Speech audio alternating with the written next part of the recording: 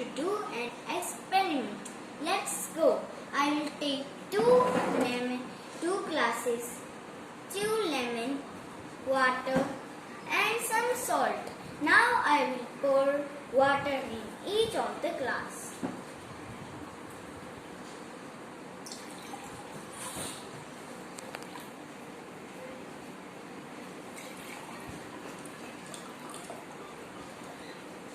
Now I will put 2 teaspoons salt in one of the glass.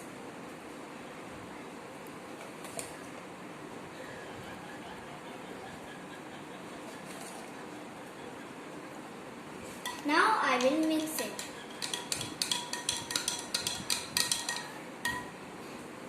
Now I will take 1 lemon and put in plain water, and you can see it is sealed. Now I will take 1 lemon and put in salted water. Now you can see it is floating. It means the density of water becomes higher than the lemon. Thank you.